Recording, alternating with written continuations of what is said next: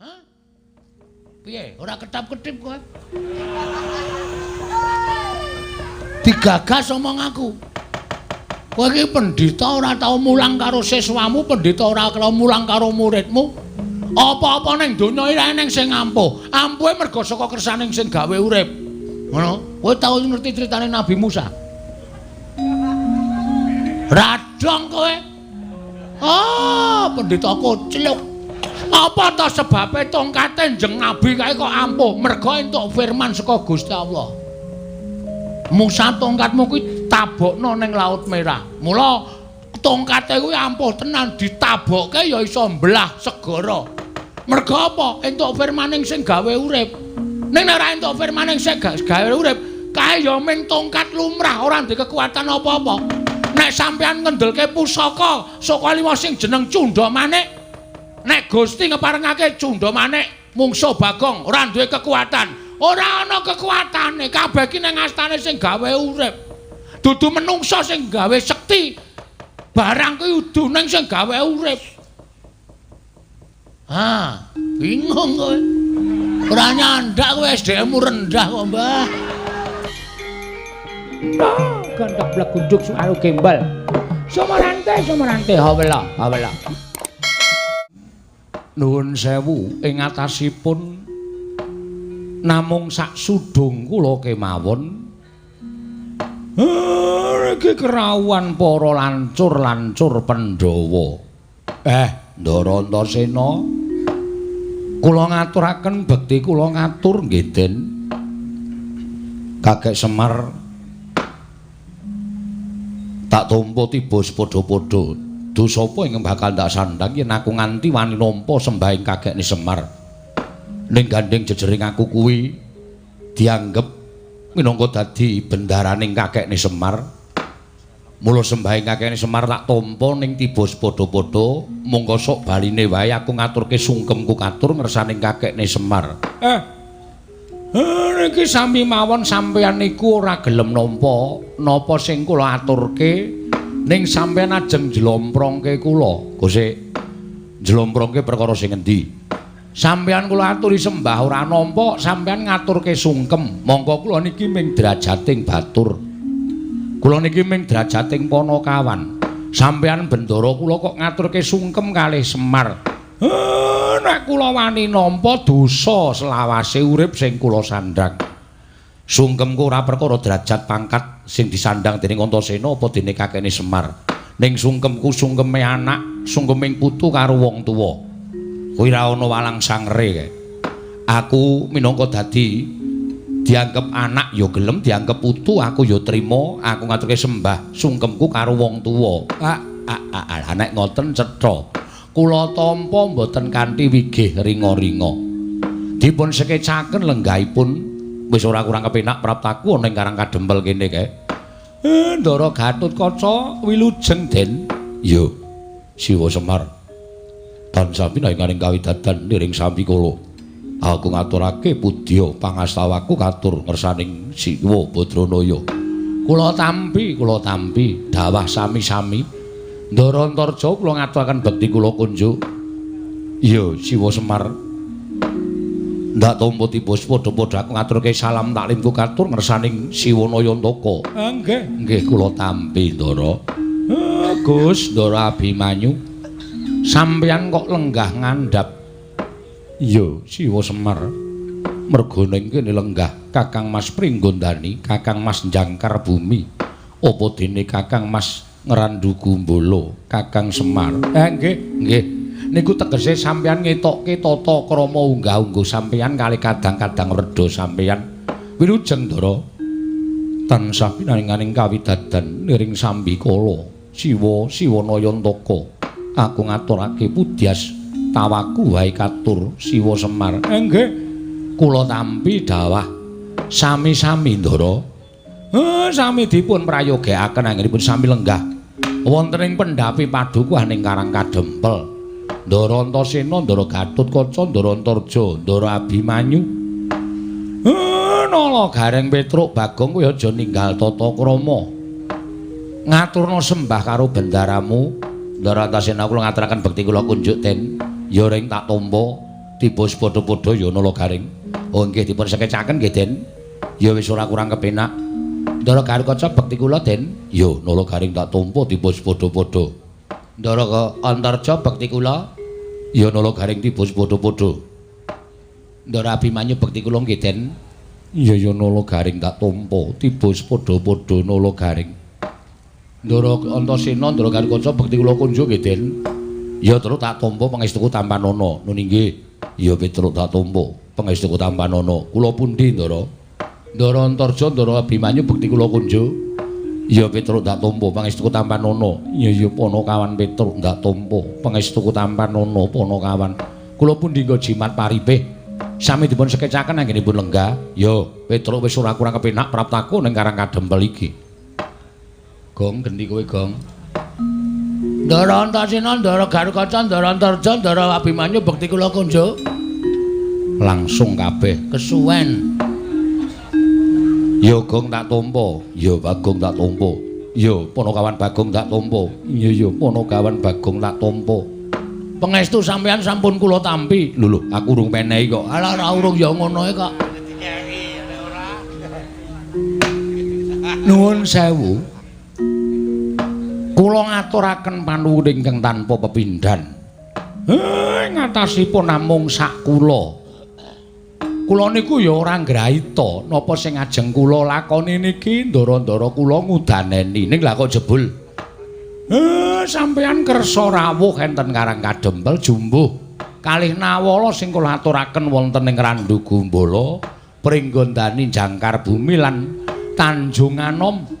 Saengga dinten menika ingkang sampun kajanjekaken wonten ing madyaning nawala, ndara-ndara kula sampun sami rawuh wonten ing mriki. Kula ngaturaken panuwun nggih Den. Kula mboten isa nglintuni napa-napa nang ngatur panuwun kula ingkang kunjuk ngersanipun ndara-ndara kula putra Pandhawa. Malah kejut rasane atiku kek. Nalika aku nampa dawuh timbalaning kakekne Semar, ora dat sabene kakekne Semar kuwi nimbali marang lancur-lancur Pandhawa. Mula tumuli aku kampir marang Pringgondani lan Jangkar Bumi njumbuhake kelawan nawala ingkang wis mbok aturake marang Randu Gumbala, Pringgondani lan Jangkar Bumi. Jebul tinemune Kakang Garukaca, Kakang Antarja lan Abimanyu padha tinimbalan dening kakekne Semar ngelingi. Nadyan to dikaya ngapa Antasena, Kakang Garukaca, Kakang Antarja, Abimanyu kuwi tau-tate nampa pangudaning kakekne Semar. Mula apa sing dadi dawuhing kakekne Semar, aku ora bakal selak. Lan sak mengko aku wis wanu ning Karang Kadempel, aku tak nyadong dawuh marang kakekne Nayantaka. Eneng apa kek? Ana perkara apa lan ana wigati sing kepiye keparenga kakek Mbabarana marang Antasena. Aku tak ngangolake jangga nilingke Karna mastuti sabda tama pangendikaning kakekne Badranaya. Ya, Kakang Siwa Semar. Mula tak aturi paring dawuh ana wigati apa? Tumuli paring dawuh. Aku nedya midhangetake ingkang tetela Siwa Semar Badranaya. Semono aku Siwa Semar maragake paring dawuh. Purwa madya usana samendhang aja ngantur ing karempit bakal tak tilingake karnane Antarja. Yen perlu aku bakal mastuti dawuh timbalaning kakekne Semar. Sing sepisan kula ngaturaken panuwun sing tanpa pepindhan. Dene lancur-lancur Pandhawa, ndara-ndara kula sampun kepareng rawuh wonten ing Karang Kadempel. Lah ing ngangka kalih napa ta sababe kok nganti ngatasipun namung sak kula kemawon wantun ngrawuhaken boyongi dhateng pepunden-pepunden. Niki merga enten gandeng cenenge kalih lelakon sing kula lakoni. Nalika dinten Anggara kasih kula nglakoni carane Nalindra sare naritis sesemek ron Rajamala bebantal bata sarimbak. Wigatosipun namung nyadong wenganing dewa. Lah kok mboten kanthi kanyana-nyana. Wonten madyaning pasumpenan kula nampi rawuhipun Sang Marbudengrat inggih Sang Asih Prana. Waring dawuh kali Semar yen to Semar sakmangke badhe dados jalaran tumedhaking kanugrahan.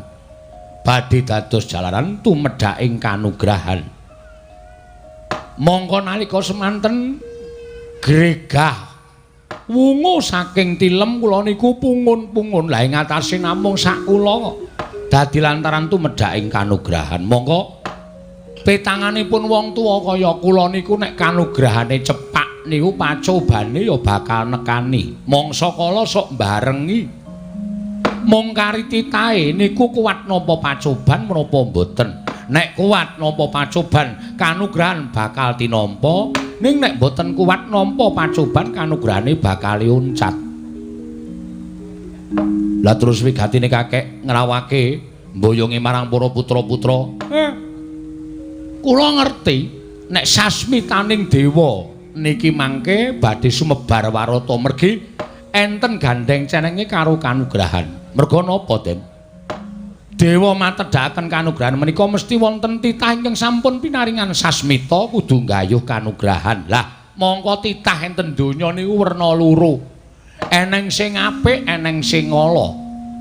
Tur dewa niku mboten banci ndemban siladan. Sing apik diparingi sasmita yen bakal ana kanugrahan sing teka, sing ala ya paringi sasmita yen ana kanugrahan sing bakal tumedhak.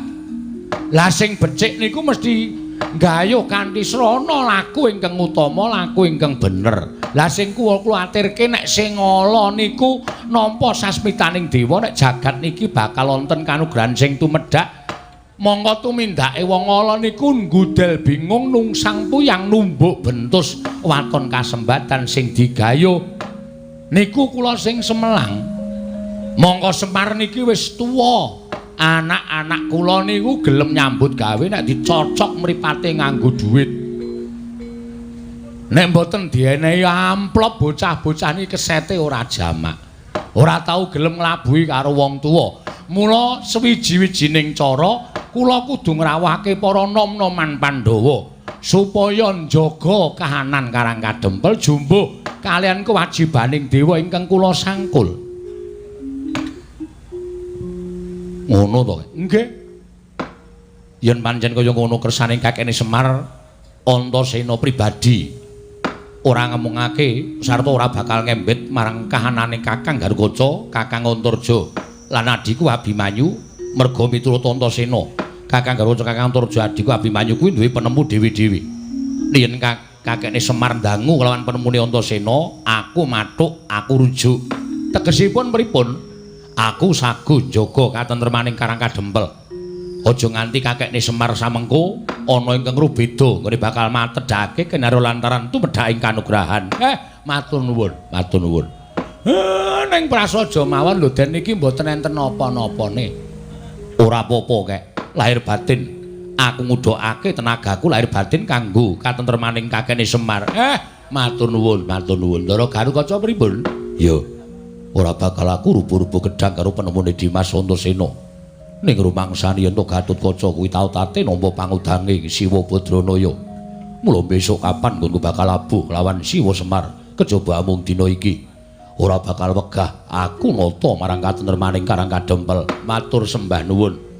Ndara Antarja, aku semono uga ora bakal wegah wae. Aku bakal melu karo adiku Antasena karo adiku Garukaca gawe tentreming Karang Kadempel mbok menawa ana dom sumurping banyu lan payu-payu ingkang bakal katempuh ing samirana ngirigudha marang Siwana Yantaka ngene bakal matedhake kanugrahan. Wah, matur nuwun. Lha Abimanyu mboten sah kula suwuni priksa mesti kemawon nderek kalian Kang Raka. Semono uga aku bakal melu marang Kakang Mas Antasena Siwa Semar. Matur nuwun, matur nuwun. Nala Gareng, kowe piye?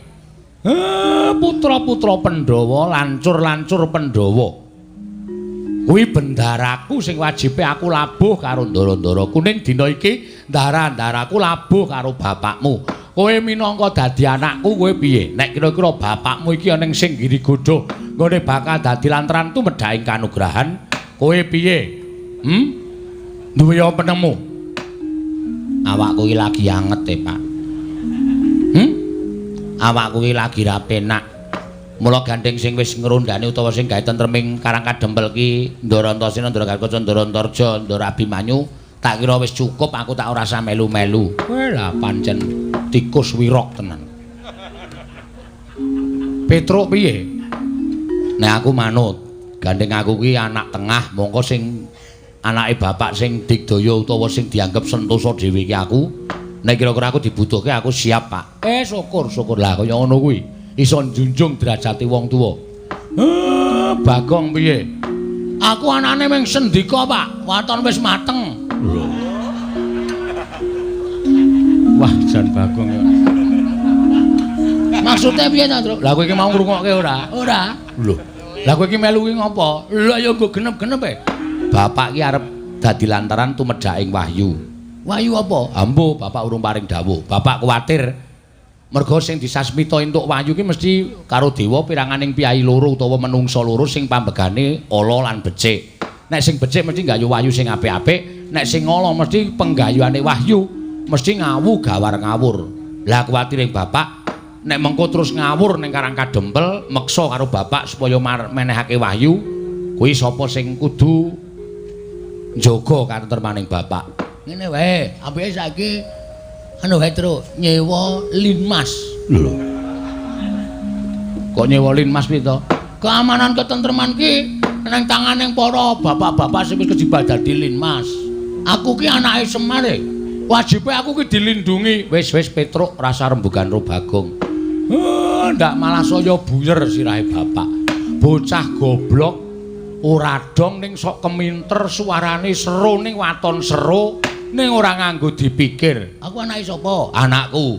Berarti aku nek goblok iki turun kowe. Hus. Bapakmu ki mbiyen aku ki ya sekolah. Padha aku ya sekolah. Meng bapak ki sekolahe luwih dhuwur tinimbang aku luwih cendhek. Lah sing tok banggake apa? Lho, madang. Wah. Wis Gong, wis ora usah omong. Nek ora omong ya ora usah ditancepke nang kene. Tancepke nang kene kon ora omong. Ya wis, ya wis. Ora usah digagas. Lah, terus wonten malih, Ndara. Ana meneh kepiye kae? Enten malih sasmitaning jawata ingkang sampun kula tampi. Enten malih sasmitaning dewa sing kula tampa. Kula niku mung drajating batur. Kula niku mung drajating Panakawan. Nek mestine kula ditimbali ratu niku mempere pancen kudu kaya ngoten. Ora eneng kok Semar kok ngaturi rawuh Nalendra niku kula mboten wantun. Lah terus mongko sabdaning dewa tumedhaking kanugrahan menika mangke menawi ndara kula sinuwun Kresna, sinuwun Baladewa, sinuwun Puntadewa pun sami kersa rawuh enten Karang Kadempel niku badhe katandha tumedhaking kanugrahan.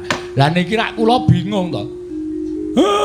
Nek kula ngaturi rawuh ndara-ndara kula para Nalendra Semar dikira wong batur celandaan, ora ngerti tata krama, anggepe apa? Luwih-luwih sing do ngrasani karo Semar. Semar kae anggepe apa? Ming gedibal kok ngrawuhke Nalendra iki ora ngilo karo gitoke. Bener kawula kuwi. Bagong meneng sik. Kowe meneng sik to, Gong ora? Hah? Mula kula ewuh kaya. Lah niki gandeng niku wong tuwa-tuwa sampeyan. Niku pripun carane supaya sami rawuh enten mriki? Merga nek sinuwun Ngamarta, sinuwun Kresna, sinuwun Baladewa mboten kersa rawuh lan mboten ninggal rawuh teng Karang Kadempel, wahyu niku mboten badhe mandhap wonten ing Janaloka tinampi satunggilipun titah ingkang sampun katarimah gesangipun Ndara. Ratune Ratu Tama Pati-pati lino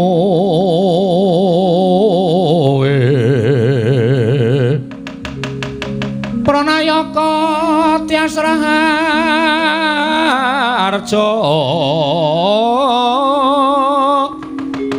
Panegare becik-becik Parandene tan dadi taliasing kala bendu malah bangkit mangkenan dotra rupe to kang ribeti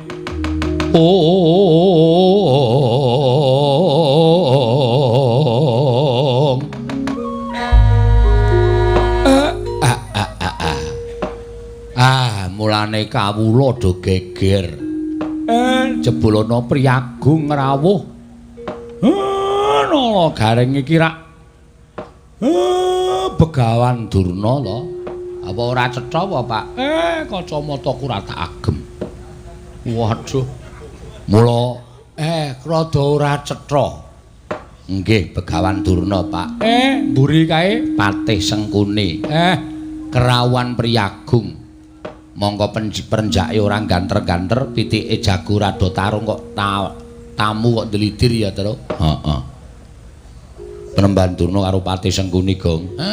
Penemban Durna karo Patih Sengkuni. Wes ketekan virus corona iki. Kok karo piyayi kok omongane kaya ngono. Wis ta, wis ketekan iki wong sing iso disusupi jiwane mesti modar. Mula ngungkuli virus. Aja nek krungu piyayine nesu lho. Ora wedi aku. Ora wedi ning nek duka ndak ora prayoga kedadiane. Penemban wilujeng rawuhipun. Gandak bleguduk suaru gembal. Sumarante, hawela. Iya Semar. Slamet tekaku ning Sambikala. Aku ngaturake basaku katur marang kowe ya Semar. Nggih, kula tampi. Dipun sekecaken Penemban. Oh iya wis ora kurang prayoga praptaku ning karang kadempel dina samekowe iki Semar. Regena Patih Sengkuni katuran karaharjan rawuhipun. Iya. Kakang Semar, slamet tekaku. Aku ngaturake basaku katur ya Kakang Semar. Nggih, kula tampi. Dipun prayogekaken lenggahipun ya wis ora kurang prayoga. Nyuwun pangapunten gandeng mriki menika namung dusun benten kaliyan negari utawi benten kaliyan kraton. Mila sarwa-sarwi cumpen sarwa-sarwi awon kawontenanipun boten trep menawi kinarya pelengganipun piyayi kados panjenengan. Wis ora dadi ngapa? Ora dadi ngapa? Aku wis ngerti ukuran kekuatanmu iki, aku wis ngerti. Kekuwataning Semar minangka dadi Panakawan, kekuwataning Semar minangka dadi Batur ki kahanane kaya ngapa aku wis ngerti. Mula ora usah dadak njaluk ngapura. Wis memper nek kowe kuwi ora duwe, wis memper nek kowe kuwi melarat, wis memper nek kowe kuwi sarwa kekurangan, wis pas nek kowe iki sekeng. Mula ora usah dadak njaluk ngapura. Aku mapan ning kene iki wis sak lumrahe. Ngetrapke karo awakku.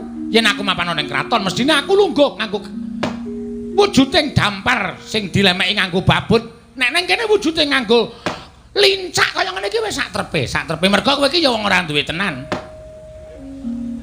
Sabar lho, Tru. Sabar lho, Gong. Omong apa to? Lho kowe iki foto. Wah, kowe iki parah tenan, Gong. Aku ora paham.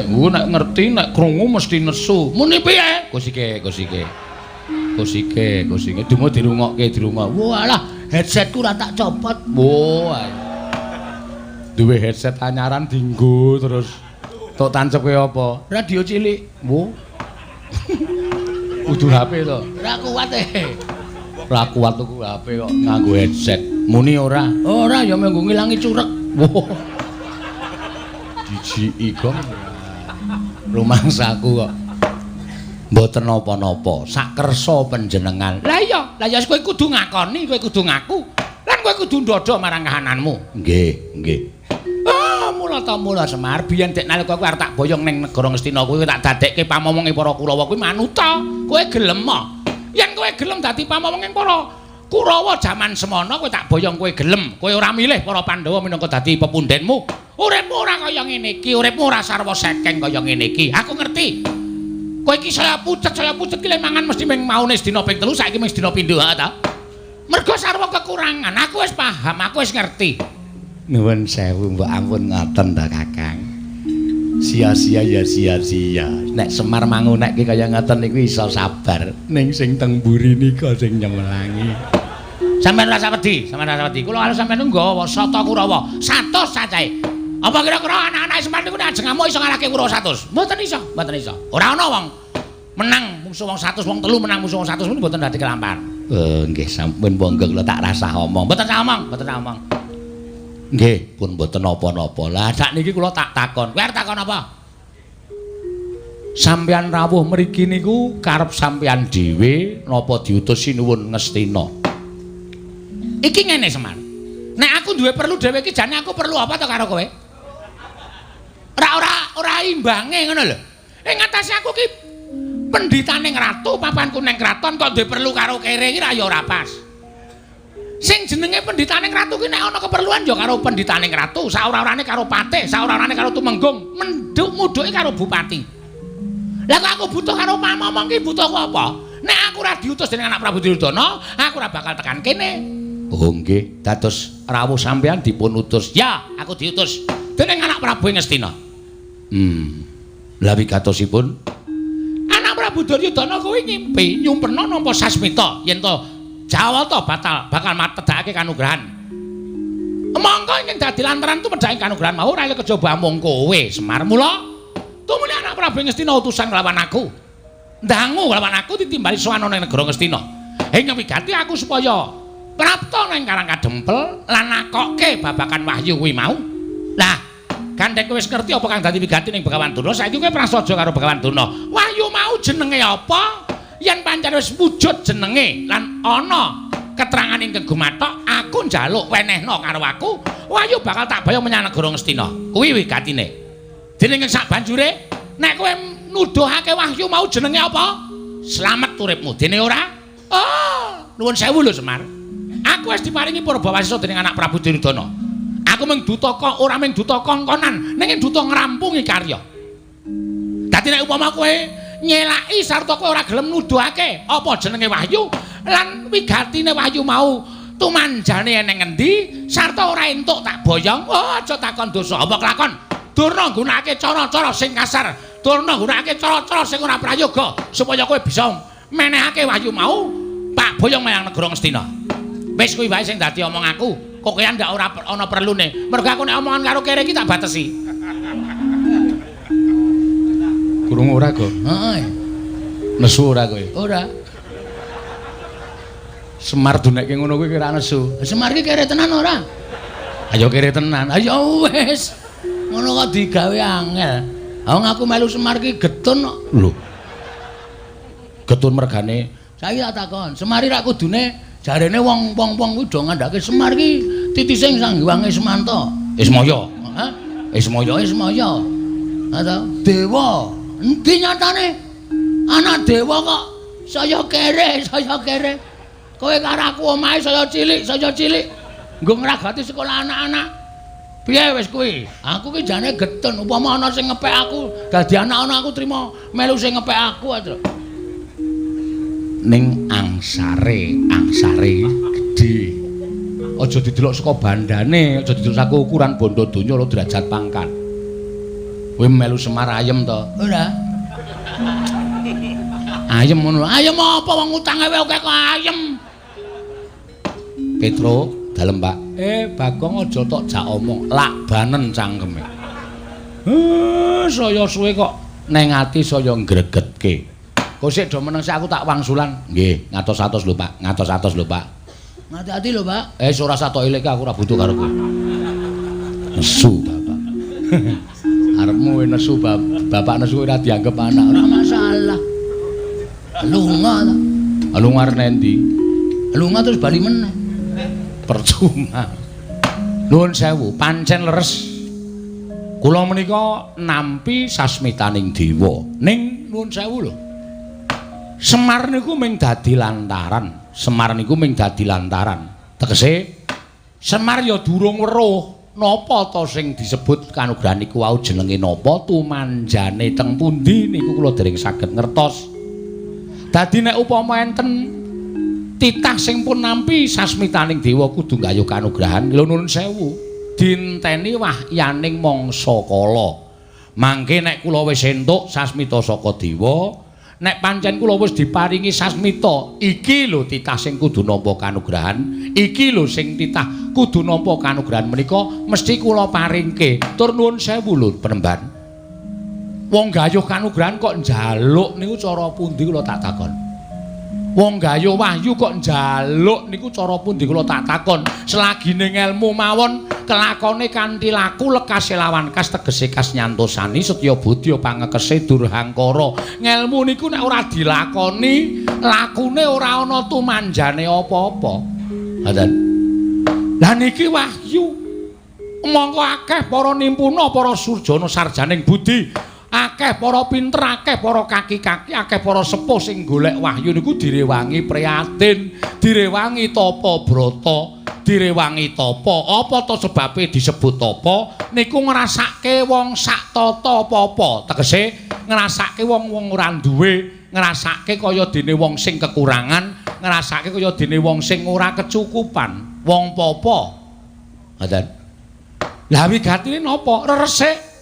Resik jiwa lan ragane. Sing jeneng menungsa niku mboten wonten sing suci, mboten ketang sithik mesti kelepetan dedosan. Supaya dadi wong suci niku kudu nglenggana dhateng sakengreh dosa sing wis dilakoni, sranane kudu masuh lair lan batine. Kanthi sarana priyatin. Mboten kok priyatin to apa brata niku njaluk karo sing mbau reksa, sing tunggu kali kene aku wene ana kekuatan, sing tunggu guwa kene aku ana kekuatan. Mboten, ning golek papan sing sepi, sing ora ana swara apa-apa supaya gedhekke nggone wiridan ngagengaken asmaning Gusti, supaya Gusti paring pangapura sakaing keluputan. Niku nek wis resik niku lagi entuk wahyu niku pantes. Angka 2. Wong kedunungan wahyu niku nuwun sewu, nek satriya ya kudu netepi kasatriyane sing kanthi apik, netepi kewajibane sing kanthi becik.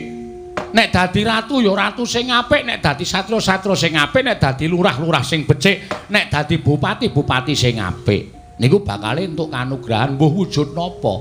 Merga wis iso nglakoni kewajibane kanthi apik, mboten kelepetan dedosan. Nek dadi pendhita sing apik, aja pendhita sing suarane kaya kertas kaya ngoten niku. Nek sampeyan kaya ngoten niku ora diajeni karo sak pepadane. Sing diajeni ming serban kali ketu sampeyan le putih. Ning ati sampeyan lecek, ati sampeyan kebak wulu, ati sampeyan kebak drengki srei panasten patiopen dahwen. Niku mboten apik penemban. Dan tur wong kedunungan wahyu niku kudu iso nglakoni 3 perkara. Mangrungokke mboten kula mejang karo pendhita ampuh mboten. Ning ming tukar kawruh, muga-muga kawruh Semar niku iso dienggo penemune Begawan Durna, iso dienggo tambahan ilmu sampeyan. Wong arep kedunungan wahyu kuwi duwe watak 3 perkara. Inggih menika wujudipun lila, wani lan kurban. Ngoten. Lila niku wong urip ning alam padang niku lila karo uripe kudu ikhlas ngelingono. Nek urip niku ming sakderma diparingi, ora njaluk, ora ngemis, ora utang. Sing maringi sing gawe urip. Mula jroning urip ning alam padang niku nek diparingi urip niku kudu nampa apa anane, susah ya wani, lila, seneng ya lila, bungah ya lila, mlarat ya lila, sugih ya lila. Aja sok ngresula. Mongko racak-racake menungsa niku diparingi seneng sithik lali ngucap syukur. Ning nek diparingi rekoso 2 dina, le nyebut sing gawe uripe nganti telake garing. Mboten. Nggih napa mboten? Terus saniki kula tak takon, kurban utawa wani, semang-semang samar-samar mengko gek menika mboten badhe sumanding. Nek wis urip teng alam donya niku napa sing ajeng mang tindake niku aja dipasrahke karo sak pepadaning urip. Ning pasrahno karo sing gawe jagat, merga sing iso ndakwa, merga sing iso menehi dosa lan kanugrahan niku sing gawe jagat. Upamane kula ajeng tumindak mitulungi karo maling niki angel digagapi. Ngoten. Maling niku salah. Maling niku kleru, ning kok tak tulungi. Mergane sareng kula takoni apa sebabe kowe maling? Merga wis ora duwe kepinteran, ora iso nyambut gawe, mongko anake kejet-kejet arep mati. Wong maling sing tanggung jawab ki maling goleki sandang pangan anak sing arep mati ngoten niku nek ditutuki wong napa sampean mentala. Lah carane leh kula nulungi ya iki barang colongamu balekno. Nek kowe butuh apa-apa njaluk aku. Ora ketang aku ora duwe, ning sing becik anakmu tetep urip. Halan. Nggih mboten? Sing kaping 3 niku kurban. Kurbaning lahir, kurbaning batin. Kurbaning lahir menika dana driyah, weweh, tetulung dateng sak pepadane. Halan. tetulung dateng sak pepadane menehi sandang wong kawudan, menehi payung wong kudanan, menehi buga wong kaluwen. Mongko tanpa pamrih sakniki wis ora enek. Ora enek wong ngekeki tanpa pamrih niku pun mboten nonton. Pun kula tak takon. Ujaring para sepuh nek tanganmu tengen menehi, tanganmu kiwa, aja nganti weruh niku gombal wis ora enten. Racak-racake oke-oke wong sugih diparani jaluki sumbangan menehi akeh ning mesti ana tembunge kula mangdongake waras kula mangdomake rejekine akeh niku tegese nyumbang wis ora lahir batin mergo dadi dol tinuku duwe didol dadekke donga kok kaya aku ya lah sampeyan malah krasa dhewe to mula nek njaluk kanugrahan gayuh wahyu niku ampun njaluk ning budidaya. Lah sinuwun Ngastina mboten kersa ngerkaos anane nek entuk sasmita wahyu niku terus wongkonan dumeh dheweke dadi ratu, dumeh dheweke iso dawuh, dumeh dheweke iso kongkon moh rekasa. Emoh masuh lair lan batine. Ampuk tekan jaman sok kapan mawon nuwun sewu bumi niku tangkep karo langit. Ratu Ngastina menika mboten ajeng entuk wahyu pun. Nek nganti omongane Semar niku merucut mboten enten nyatane. Mang suwek-suwek niki cangkeme Semar. Wes, Semar Badranaya.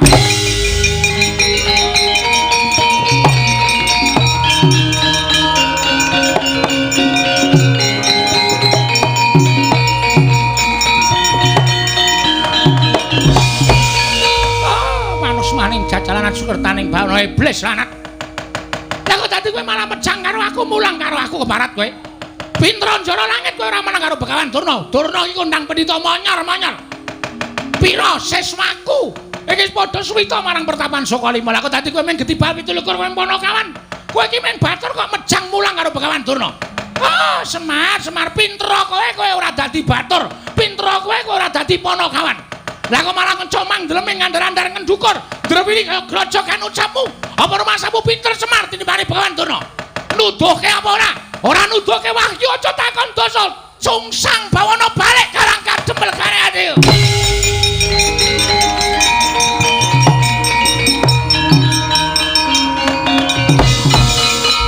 Gong. Kowe arep ngopo, Le? Bagong arep ngopo? Aku ora ngopo-ngopo mung nang kene kithok kok. Ya wis.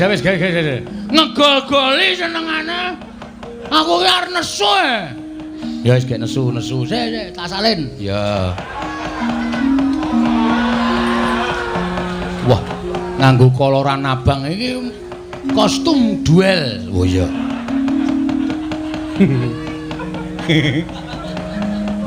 Training ra tau ganti. Nganti nggon bokong tipis banget. Semrawang bokonge ketok. Apik ta, Tru? Apik jempolmu mlocot ki ora. Nuwun sewu Penemban. Nunamit pasang Kalimantan B tinebene ledune dumawahing tawang-tawang. Paripaksa kula majeng wonten ajengipun Semar Badranaya. Lho. Iki Bagong iki. Ha iya, kaya ngene Baladewa. Mangsane anggepe. Arep ngapa kowe? Mendelik mripanmu.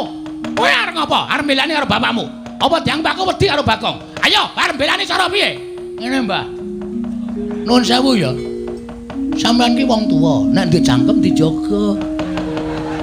Semelaku nek ditapuki wong ning dalan. Omonganmu iki sapenake dhewe, Mbah. Ora nganggo petungan, ora nganggo pikiran. Awal pertama sampeyan teko wis ngece omahe bapak. Bapak ki wong kere, omahe ya wis pantes kaya ngene iki, mula ya kuwate mung tuku lincah, bayahe semen. Wong ki aja sok ngembe karo wong liya. Kowe sugih ki mbiyen ra dipari karo Prabu Duryudana. Ha ya. Kowe saiki iso nganggo sandangan sarwa nganggo Pradamas ngono kuwi ta?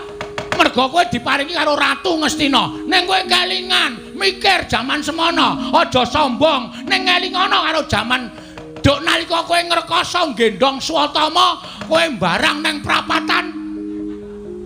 Kowe ora dikukup karo wong Ngastina, kowe seprene iki dadi kere, Dur. Wus. Jangkar karo aku, jangkar ora kuwala tuwa aku mbangane kowe.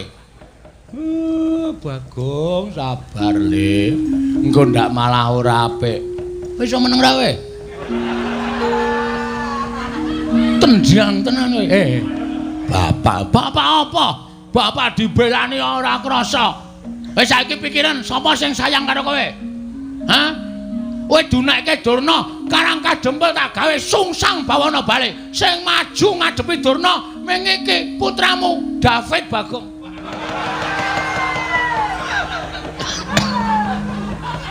Tambah David iki gek kapan? Hah? Ngerti ora? Kuwi anakmu sing gedhe dhuwur kuwi to ndel-ndelke kuwi men ketap-ketip. Kuwi sing kera kuwi. Mbok diganti matane, matamu ora. Nek aku arep sapa rumasane? Hah? Mikir. Donya iki ora langgeng, Mbah. Donya iki ora selawase langgeng. Sing sugih kala mangsa dadi kere akeh. Sing kere kala mangsa dadi sugih akeh. Sing bodho nek gelem budidaya dadi pinter merga sinau akeh. Sing pinter merga srawung karo wong bodho ilang elmune dadi wong goblok ya pirang-pirang. Aku dadi lah pendhita penyakit tenan kowe. Wis saiki arep muni piye mau lambemu muni piye? Wus. Aku Brahmana, wis ngerti. Kowe mau muni piye? Gawe karang kadempel sungsang bawana balik. Semar bakal semaur, mergo Semar ki selawase urip ora tau gelut. Ora tau gelut. Meng gelut karo simbok ya, Pak?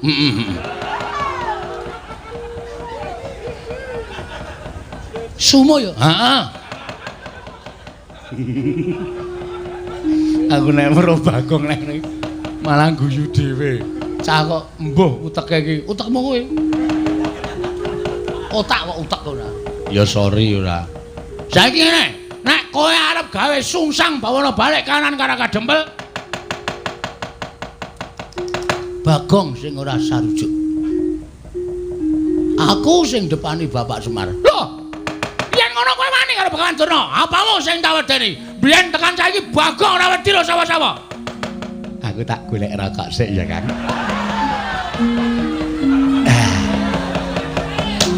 Kalau mau pun tumbas mentol.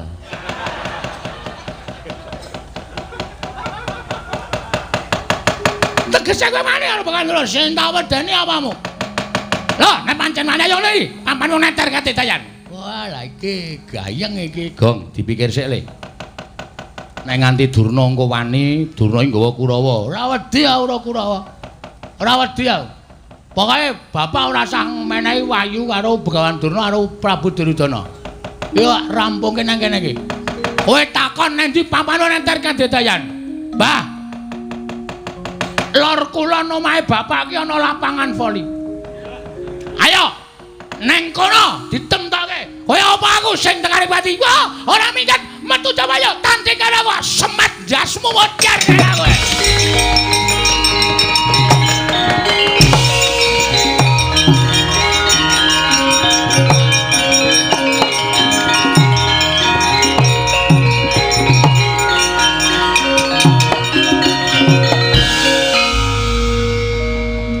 Kok kowe kok ora merana ki ngapa?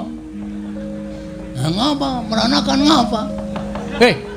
Lah mau rak nantang Durna to? Ayo ditandangi. Modar apa? Si. Terus iki karepmu piye? Karepmu piye wis wani nantang kok. Sing penting Durna metu saka omahe bapak. Nek Durna gawe geger ning jaba, aku urusane wong jaba.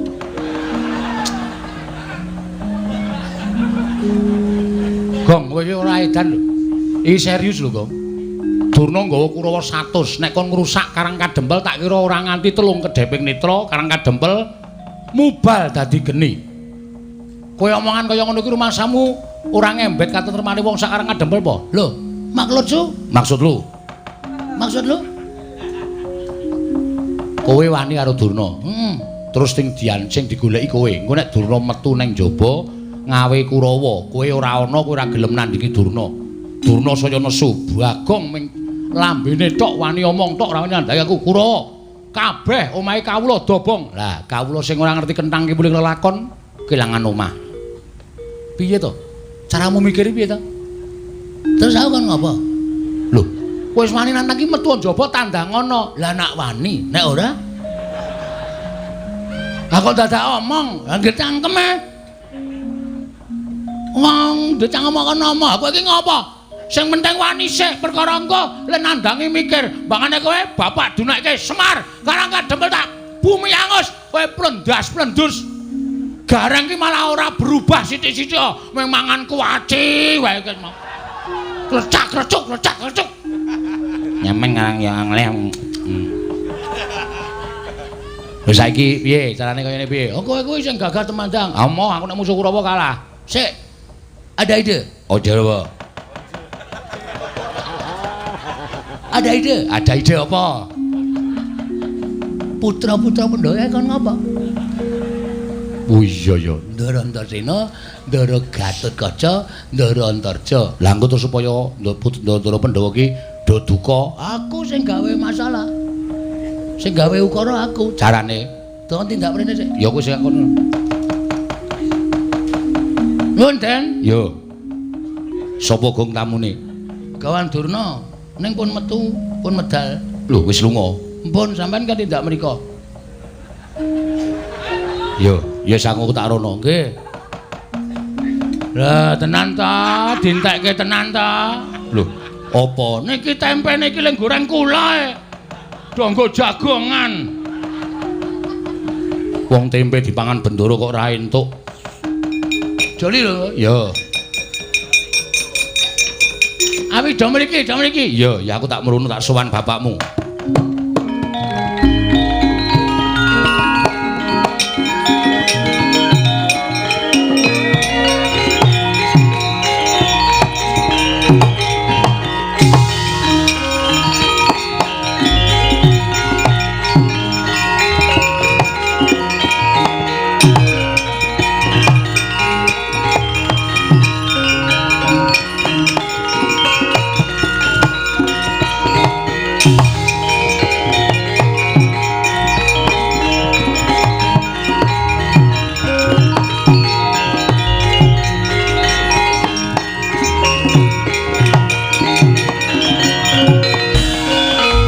Anggro sesumbar lindhu bumi kuncing kumaluduk kuntur katup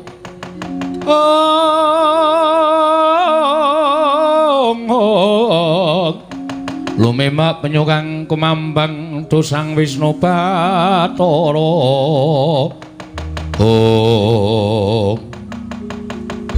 ora nrimake rasane atiku kok. Bapakmu kuwi wajib sembah-sembah. Kakene Semar ki wajib diaosi, disungkemi. Lah kok Begawan Durna, Eyang Durna kok sak kepenake dhewe nggone ngancam karo kakene Semar. Nganti kakene Semar tiba saka papan pelenggane. Nangis kaya ngono kae. Kok kowe ora mbelani? Kulane nek wani wis mbelani mau-mau. Ning gandeng Durna sumbare nek pancen anak-anake Semar ora trima ayo metu Jawa. Kurawa sagung ngranjap anak-anake Semar, ya, Truk? Truk? Heeh. Mengkon muni kok angel to kok. Iya, aku wedi dosa tak sanggane. Iya. Rasa kuwatir to? Iya. Mula nendi saiki Eyang Durna sak Kurawane. Ora gelem bali nekuk penjalin. Ora gawe kisruh karang kadempel aja takon dosa. Aku sing ora trima. Sip. Ning ampun sampean sing maju. Lho. Kula ya tak ngetokke jati diri kula sebagai anake Semar. Tegese piye? Kula tak sik methokke Kurawa ning sampean ngetutke kula. Lho. Mengke nek Kurawa wis tantangan kali kula, sampean sing perang nggih. Lah tegese aku mung paitan cangkem tok wae.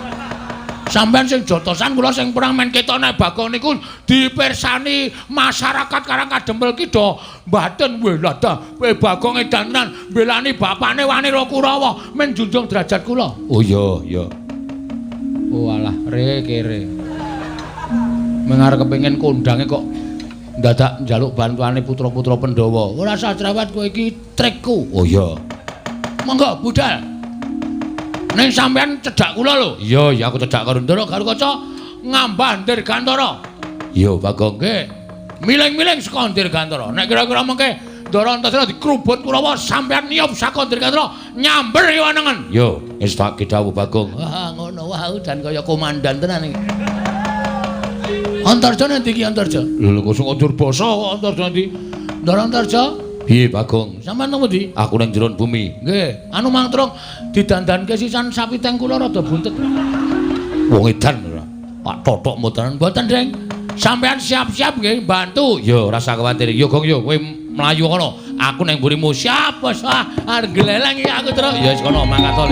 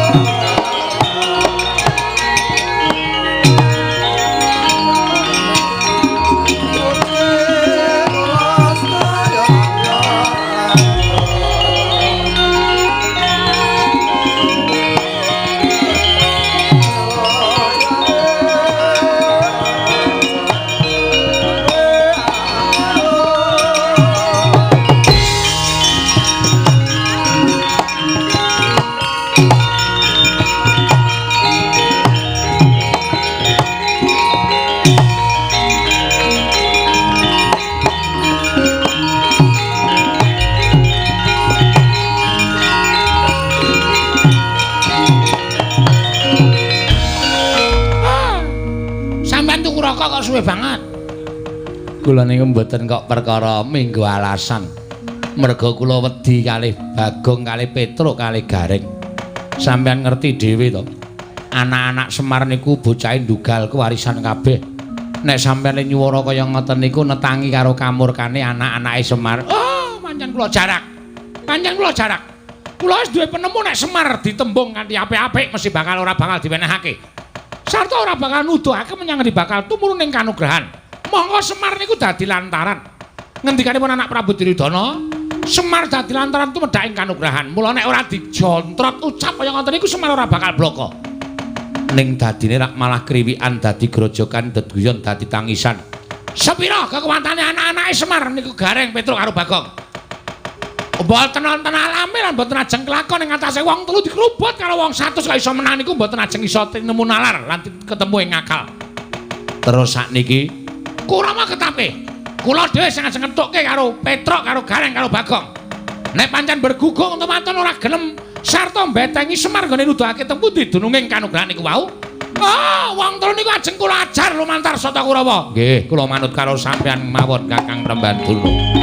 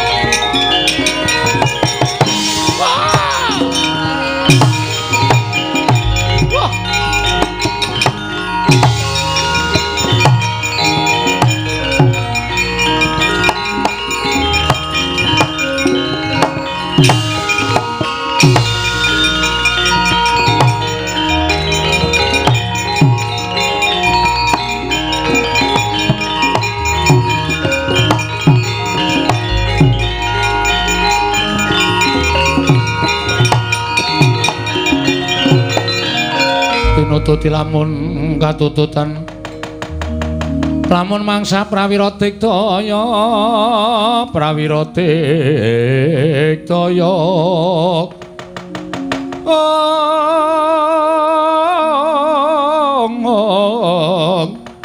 Runanggana magawe gelarira wang-wang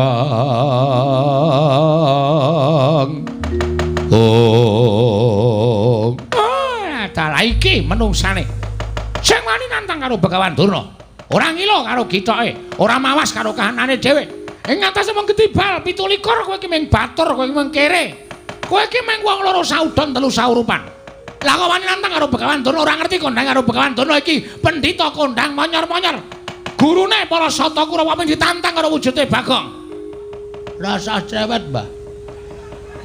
Nang kene iki ditemtokke kowe apa aku sing tekaning pati. Wah, lah dalah ora wawo.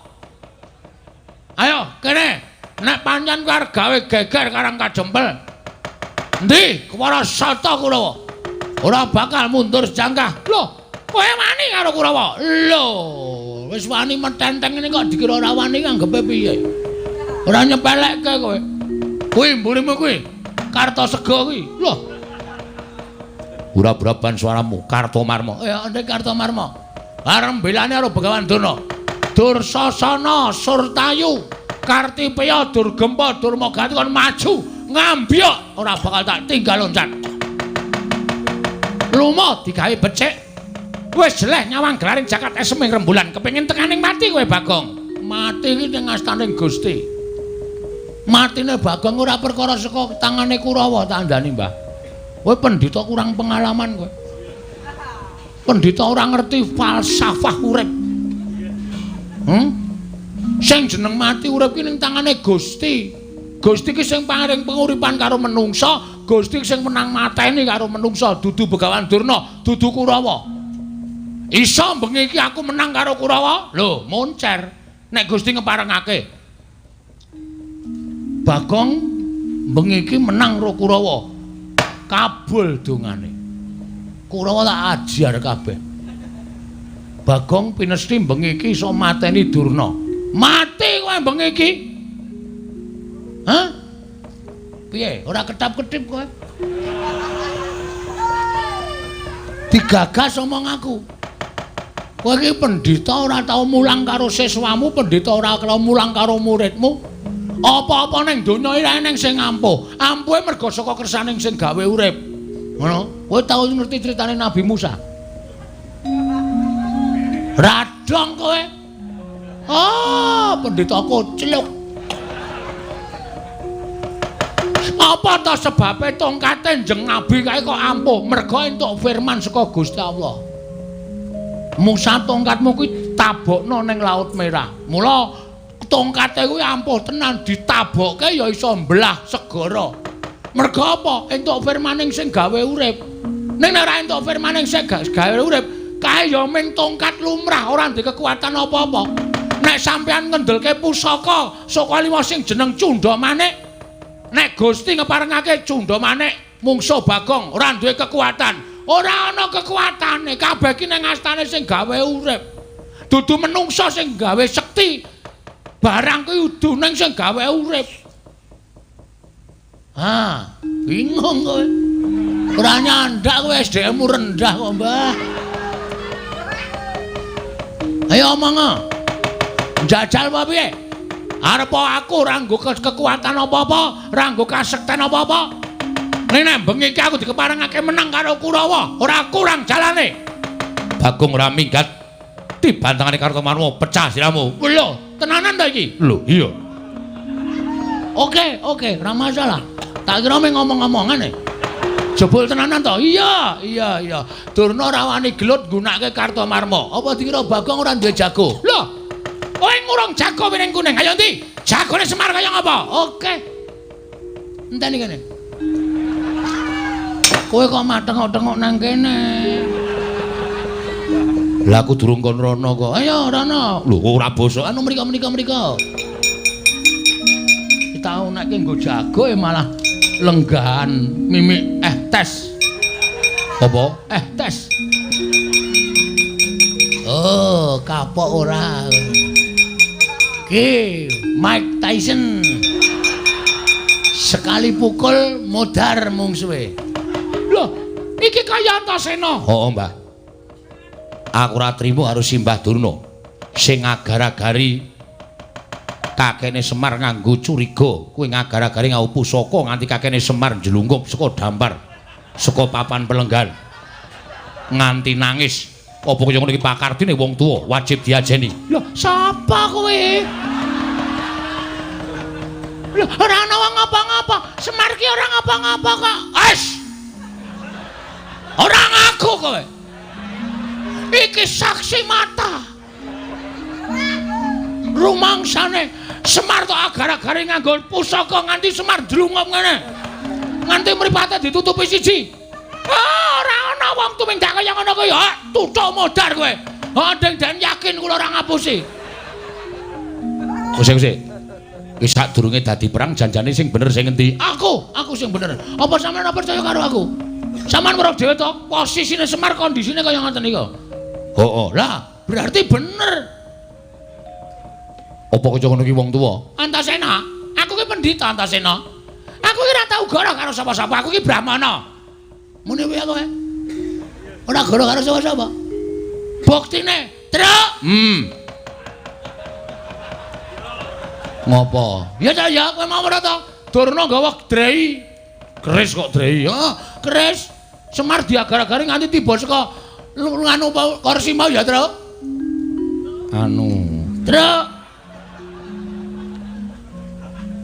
Truk. Ora muni, aku weruh dhewe. Niku. Petra weruh dhewe. Keparat Kurawa ora minggir aja klaudha aku sing bakal nglegandhang Parasata Kurawa iki merganing patimu. Dadi wisan ayo minggir ayo minggir.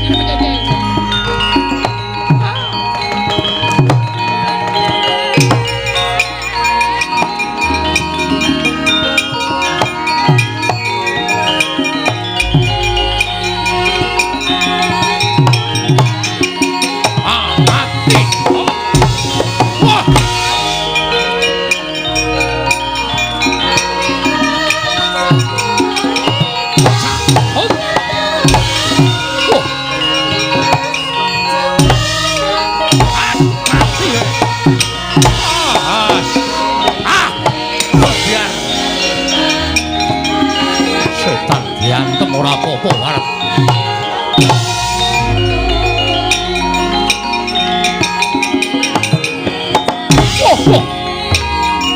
Mati we. Wah. Mati aku. Wah.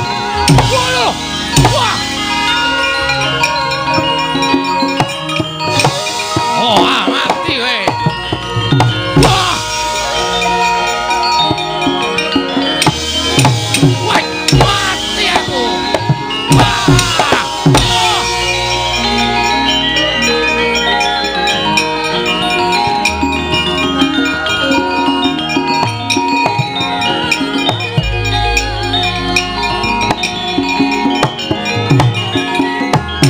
Siramu jebol dadamu walat.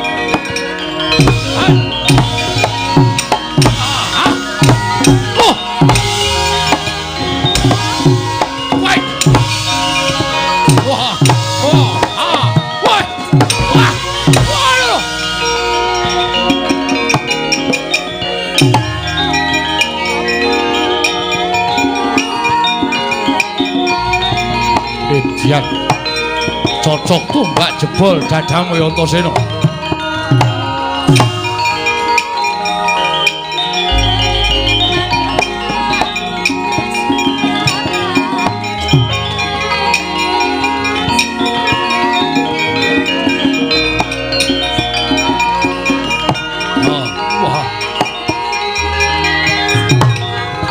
Mati we.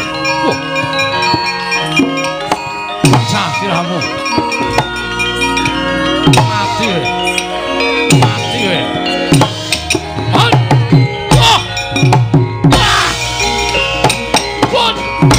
aku.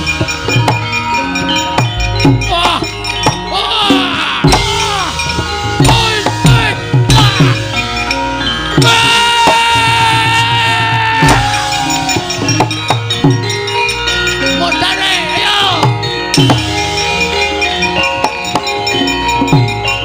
Minggir.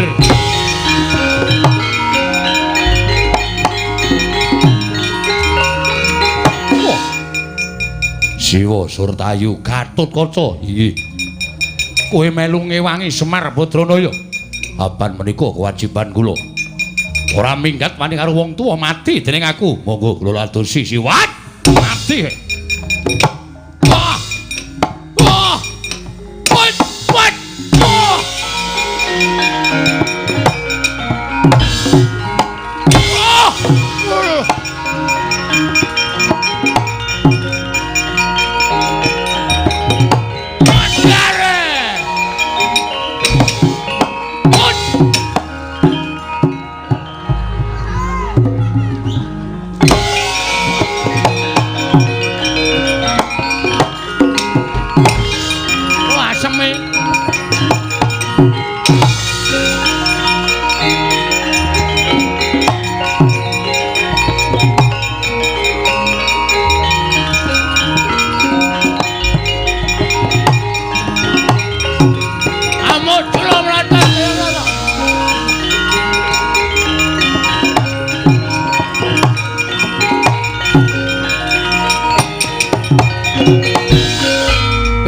Kantong bolong Ndara Durmagati dacal kepala nyoto.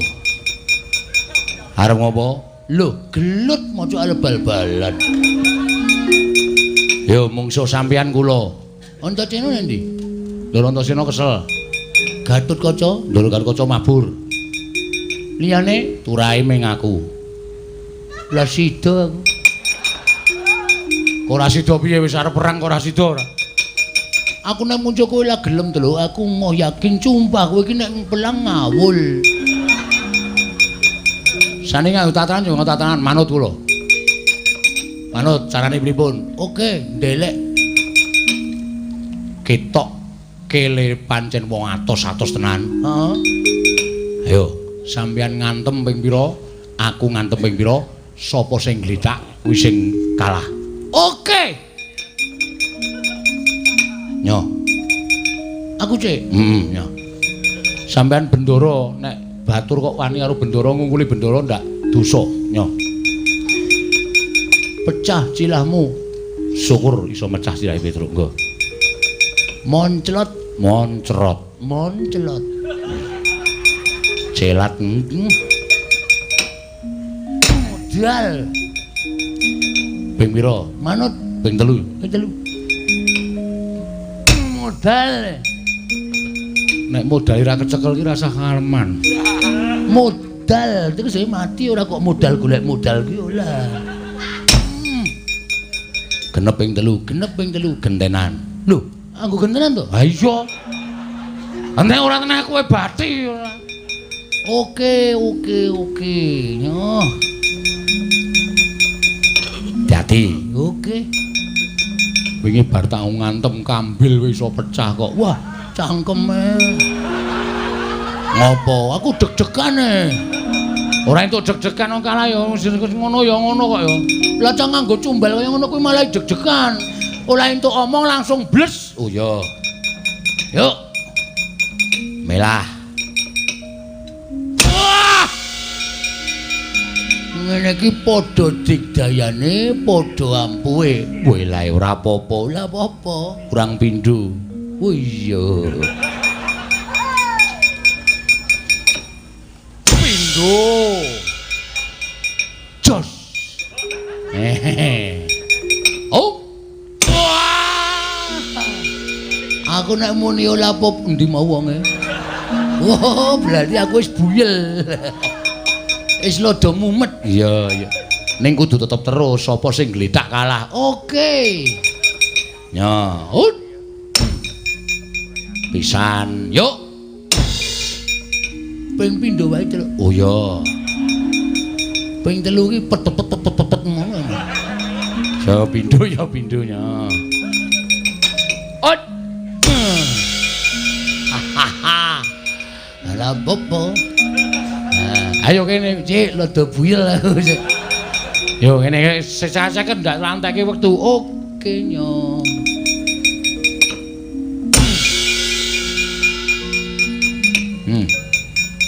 Cilahmu ndi cilahmu iki? Tak pasne ndak ula pas. Wis obah kabeh tak jawang. Lho kok kon cengele diantem. Lucut e. Lho. Ha iki wis tanda-tanda kowe pisan. Lah ijo ngantem kok. Iya kene. Oh. Lah popo. Ya.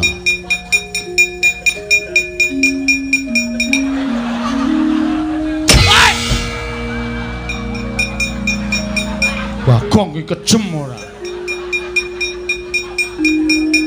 Tasile kepukul aspal le. Gede banget ora modar. Wis ora cawok glelenge ra jamak-jamak. Le. Dur. Cayo nala cayo. Padake kalah kalau kowe. Wis. Matane. Oh, lek dengkulmu kowe. Acem Petruk wis minggat. Ayo mundur. Kalah dur, kalah man. Pun mboten monggo puliya man. Kurawa sapa sing arep maju meneh? Ayo maju Kurawa aja kaya bocah cilik. Maju. Nek perlu aja mbaka siji, nek mbaka siji ketoke kok ora iso menangke Petruk karo Bagong karo anak-anak Pandhawa. Krocok nggaman wae li, krocok nggaman aja nganti anak-anak Pandhawa iso nrenggalangi Kurawa. Petruk karo Bagonge duncali tumbak, duncali panah wae.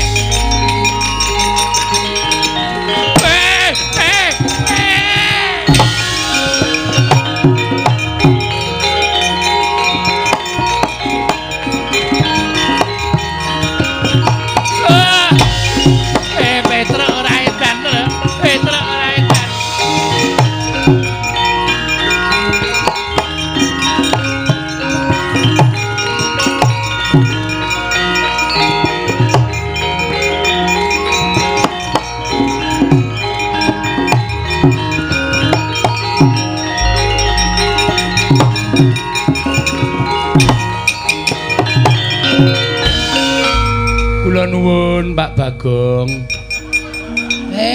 Pasien. Monggo. Nggih. Sinten niki? Niki anak kula. Oh, Kang Bajeng. Nggih. Perlunipun anu dereng supit. Etre aja ya, Tre. Etre tangane iki ora sang ngene. Etre mati aku, Tre. Mati aja aku wis tuwa, Tre. Aku wis supit. Aku kersanipun model pripun? Diponi napa? Pun derek Pak Bong mawon, Pak Bong supit ajeng dinapake. Nggih, tergantung regi. Oh. Nek sing larang niku mboten krasa. Lah kersane pun niki gandeng bocah nakal. Sing krasa mawon perih mboten napa-napa. Siap. Tenggo nggih? Nggih. Pun. Aduh. Petruk mati aku, Truk. Ora kurang ajar. Pun gak diuculi. Lho, pun sepo. Pun medal brengos. Nggih. Pun nggih ngadak Petruk mati aku. Petruk mati aku mboten cah bengok-bengok. Mengke ndak kecuwes. Nggih, anteng. Ana cah bagus. Aduh Petruk. Ayo. Kelas pinten, Li? Sekolahe nendi, Li? Sekolahe teng pundi cah bagus? Sekolahe kelas pira, Li? Pun nggih. Pun.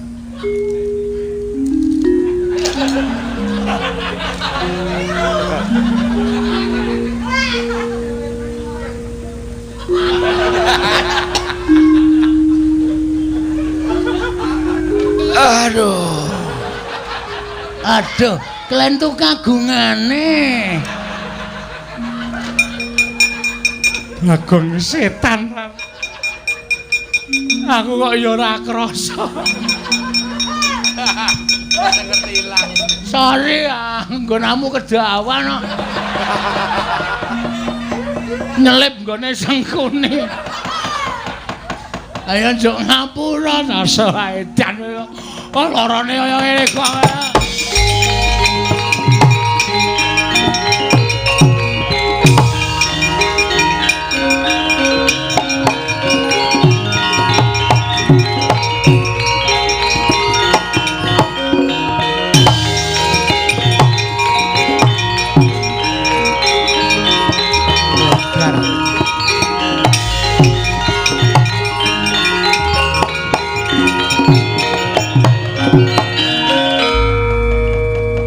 Untung kok aku isih diayomi karo sing gawe urip. Luput nggon aku nggone Petruk. Kayak tatu arang keranjang. Aduh. Dur nun. Perang le. Mungsuhe Antasena. Mbok modar nek kula wani. Karo Antasena ki rawane. Oh, terus terang kula mbangane mengke kewirangan. Muni wani ning kalah. Malah mirang-mirange to. Lha niku wonge jujur. Anak Pandhawa sing kula wedani dhewe niku Antasena. Jelas. Mboten tedeng aling-aling tedeng kula rawani. Liyane Antasena kula bekok awake. Gatut kaca. Loro niku kula rawani.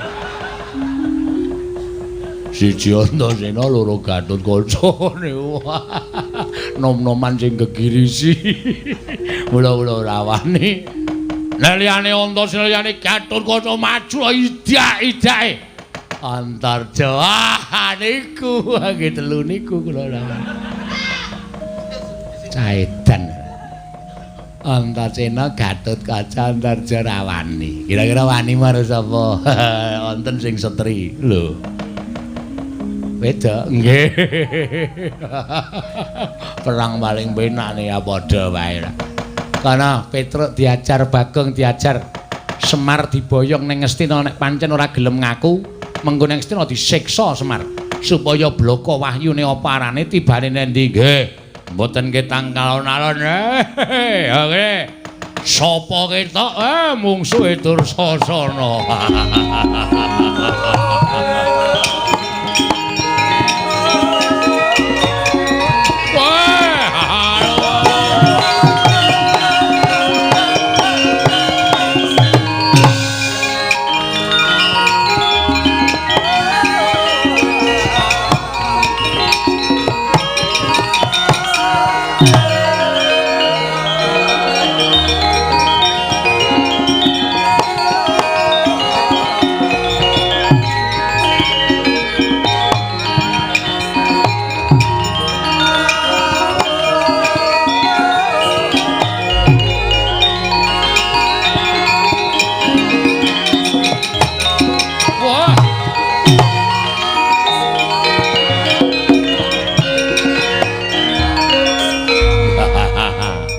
Anak-anak Pandhawa do nendi to? Ngaso to. Niki sing maju kali Petruk, kali Bagong, kali Garing. Mengko dak dikira anak-anake Semar ora tanggung jawab, ora gelem tumandang karya. Bagus. Ning nang kene bakal tekaning pati. Sing kandha sapa? Mati urip ora ning astane Ndara Dursasana ning astane sing gawe urip. Wani ya lho, sing tawedeni apamu? Candal tutut awakmu mutar kowe. Mang Cobi kali Petruk.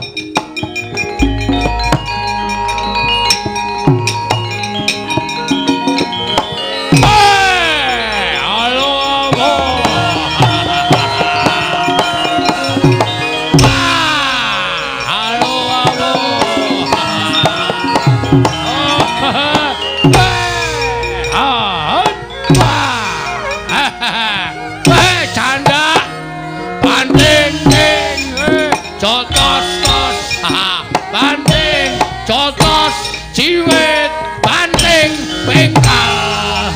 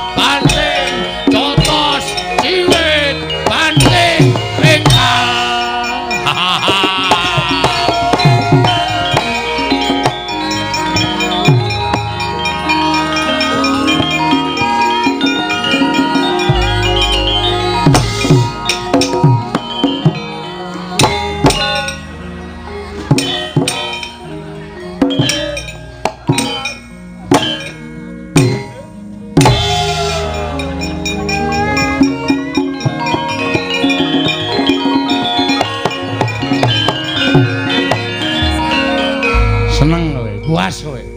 Nah aku diajar Dursasana ngono kuwi seneng. Apik, mosok perang kok nganggo kaya irama ya. Canda banting ting jotos tos. Ciwit banting jotos pingkat. Tang entak untuk guna. Aku nang kono melu joget terus. Oh setan iki. Berarti kowe melu seneng kowe. Bunga kang tanpa upama. Mundur. Saake diajar Dursasana. Alah dene lit gagah. Mundur ah. Ora nganggo trik kowe. Gus, apa? Mriki, Den. Apa? Dursasana maju. Petruk kalah.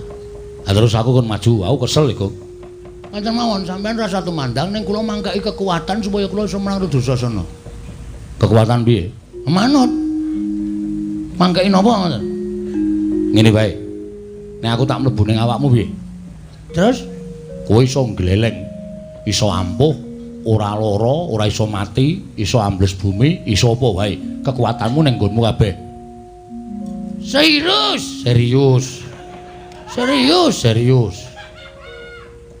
Tenane? Tenan. Carane? Aku mlebu ning awakmu. Yo. Ndak selak tekan ngene, metu ngendi butuh cangkem apa? Ora sedeng. Kok kene iki ciut ning ngombo iki. Saidan ora. Kowe ngampet ambegan wae. Kowe ngampet ambegan. Aku mlebu ning awakmu. Ngono sak aku mlebu ning awakmu, kowe ngopo-ngopo diantem Dursasana ora lara, diapak-apake ora iso krasa. Nggo gek maju ning pabaratan methuke Dursasana ya, Gong. Nek wis ngono, kowe dadi wong menangan. Sak tak mlebu ning awakmu. Mbah. Selak modar. Nek ngampet ambegan wis kesuwen. Ya wis gek ngampet ambegan.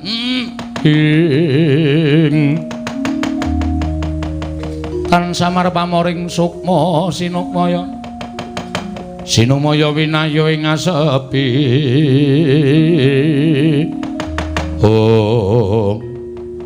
Gong, mleko. Lho, sampean nang pundi? Aku ning awakmu. Kowe lah. Edan kok ora mbrenjol. Ya iya. Gus, apa? Ora mangani ati lho. Ora. Engko nanjur mangani rempelo barang. Modar aku ora doyan rempelomu ijo mambu kaya ngono. Penyakiten iki. Wis maju. Amo Suramata ora tempe. Kula nek digawe-gawe ora apa-apa. Wis to, sirahmu ulungno nek diantem ora krasa. Mati kowe Dursasana.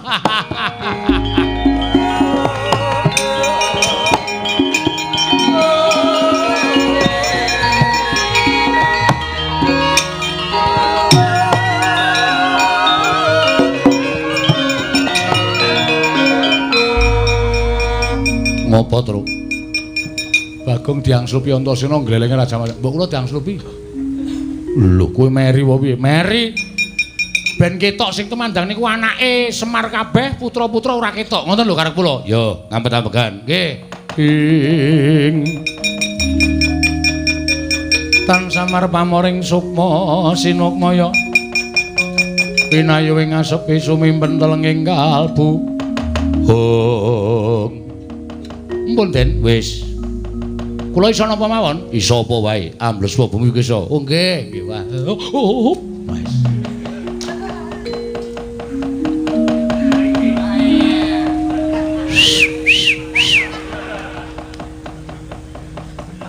Ngopo Garing?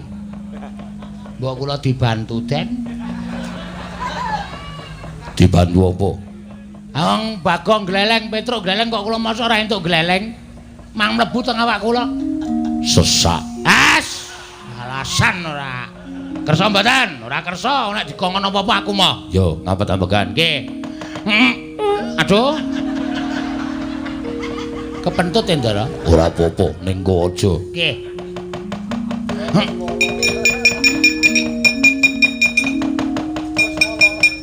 Wis. Nun? Wis. Wah, apa sing iso pamer ki mung kowe tok, Truk. Sing iso pamer ki mung kowe tok, Wer. Kula ya iso mabur. Iso. Carane Sikile gedruk lemah ping 3.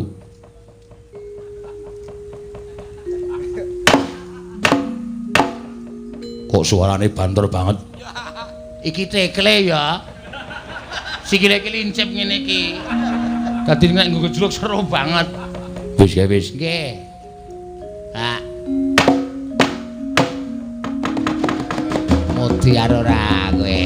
Wah, gleleng. Waduh, ngendi-endi ketok iki. Nek ra golek kamar mandi ra ana gendenge. Ngandel ora. Oh, kok ya isih ana ya ana wong adus tanpa gendeng. Wah, tua banget asem. Ompong meneh. Wis ora nafsu babas. Ayo, kamu sudah menonton.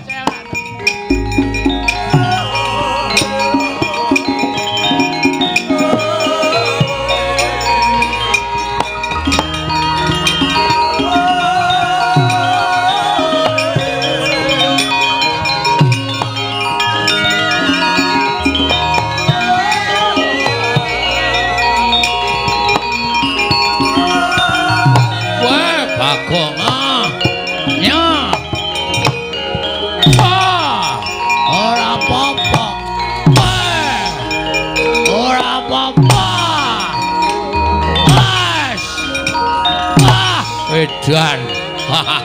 Kepanjingan apa iki? Ayo, Matna Sastra Cendrawasih Jaya Kawijayan.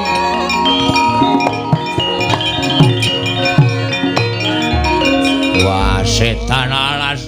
Oh, ngatasi gedibal diajar ora loro babar blas melo wadake.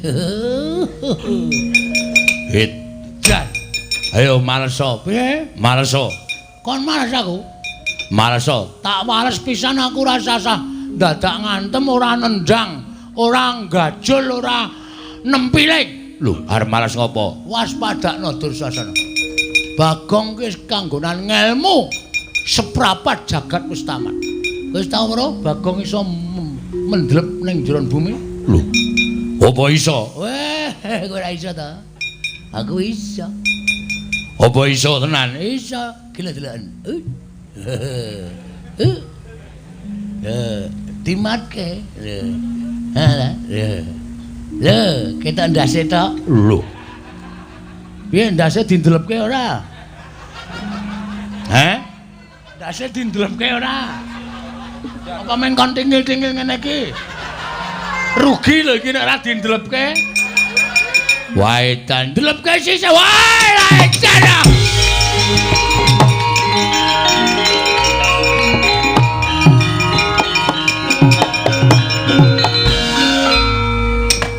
Lho, ngapa truk nang kene? Apa rumah sama aku rasa ambles bumi po? Wedan! Aku kowe barang iso ambles bumi. Acah gleleng kok. Oh, kowe iki mesti dibantu karo Ndara Antarja kowe. Lah iya lah, wite napa kowe tok sing dibantu ora?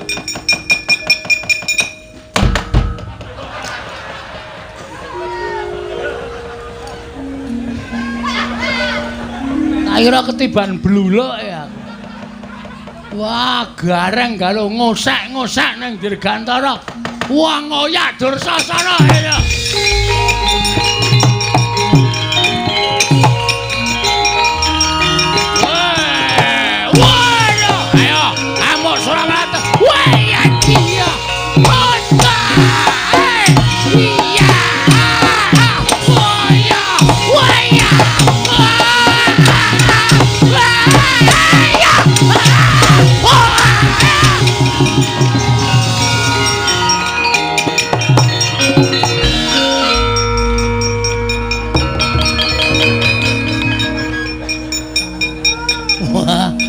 Nutuke le prigel.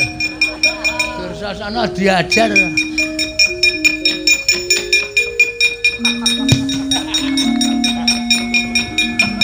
Weh!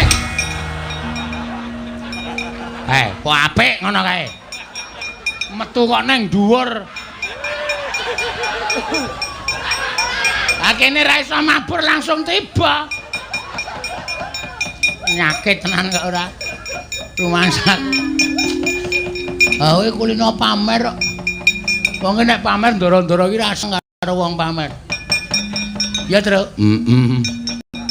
Iso ora usah dipamer-pamerke. Kowe iso mabur. Lihat. Lho. Iki. Oh. Aku ora iso ya, Tru. Ambo. Kowe coba kowe. Nek jarine Ndorntorjo ki nek ambles bumi aja mlumah. Kuwi nandhake nek kaya wong dijemplungke ning luwangan dadi wong mati, mengkurep. Oh, masa? Nggih. Iya.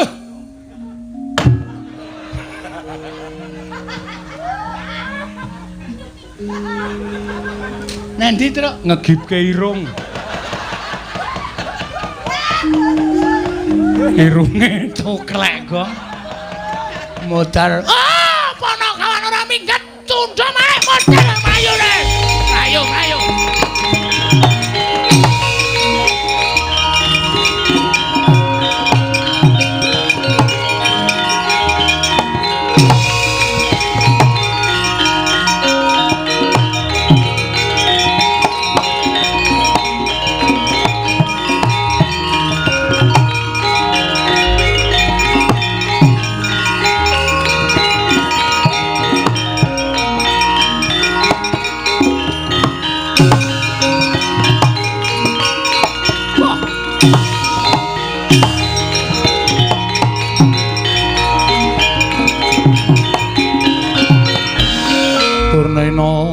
Panalingane loro majaring ratri linenggak jangganira kapisanan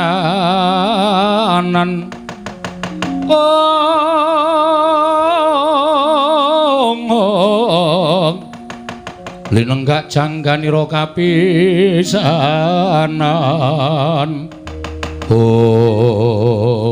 Ayo aja sumbar kowe Antasena. Apa mbok kira Begawan Durna tekan semene kekuatane ngendelke para Sata Kurawa ora?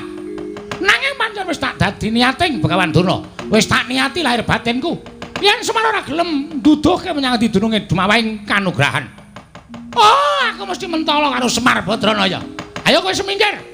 Yen ora kepengin dadi banten, ora kepengin tekani pati, kowe semingkir Antasena. Sik, Mbah. Aku percaya simbah nek wis ngasta Cundha Manik kuwi pancen wis ora ana tandinge, ora ana tunggale. Aku ngandel. Ning nuwun sewu. Sampeyan nduk nalika nampa Cundha Manik kuwi rak diweling karo dewa to. Cundha Manik kuwi iso tok tamake karo sawijining wong sing sak timbang, sak bobot kekuatane karo Cundha Manik. Nek pusaka kuwi tibake karo wong sembarangan, tegese kekuatane ora sak timbang, sak bobot karo Cundha Manik. Cundha Manik kelangan kekuatan. Monggo Antasena wis dipasrahi karo kakekne Semar kon jaga katentreman Karang Kadempel. Jiwa kasatriyanku tak junjung dhuwur. Aku yen muni iya ya iya, yen ora ya ora. Kuwi jiwaning satriya. Dadi nek aku saguh ndepani padukuhan Karang Kadempel, aja kok mati dadi bleduk tak lakoni, Mbak. Mula nek pancen Simbah mentolo karo aku, Patenana, nyok. Aku ora apa-apa lahir batin. Ikhlas. Aku urip ora le tuku, ora le njaluk, ora le utang. Ming sak derma urip diparing karo sing gawe urip dene patiku lumantar Cundha Manik. Aku ora apa-apa, malah bungah dene patine Antasena. Dadi lantaranku mati ya kuwi simbahku sing tak tresnani Simbah Durna. Wis kek tamakno. Gage. Ning pomo dipomo eling dieling.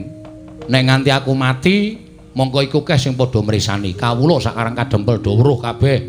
Ponokawan do ngerti kabeh. Aku mati ana sing mlayu ning Jodipati ladul karo bapak. Nek Antasena dipateni karo Simbah Durna, perkarane ora usah dadak ana perkara piye-piye nek bapak ki nek ngerti anake dipulosara karo wong mesti ora trima. Mergo salukaning para sepuh nek arep netangi kampurkaning wong lanang ki siji bedangen bojone, loro bebedanen anake. Kuwi wong lanang mesti muntap. Monggo aku tok bebeda, aku tok pateni, bapak mesti muntap. Bapak muntap nesu goleki sampeyan, wis ora percaya karo sampeyan. Wis ora percaya karo Begawan Durna. kabeh ngelmune balekke kowe, Werkudara karo Durna mungsuh. Nyo, Padenana. Aku Padenana sisan. Wis ge wis. Salokaning para pinter nyebutake nek kepengin netangi kamurkane wong lanang siji bedangan bojone, loro bebedanan anake. Aku wis nglakoni kuwi. Aku SMS bojone Petruk konangan. Aku doyak nganggo linggis karo Petruk. Kaya ngono dadak diomongke nang kene. Dengkulmu ki ora. Wong kok senengane mbabar wirang karo aku. Oh, Mbah. Ning kosok baline aku mau ora wis crita, Bagong mau wis crita karo kowe bab perkara ampuh urane pusaka iku ora saka sing duwe, ning saka sing gawe urip. Pusaka ki tamake dadane Antasena ora apa-apa, kosok baline ana wong tuwa tak ingel-ingel, ana wong tuwa tak gawe wirang ning karangka dempel.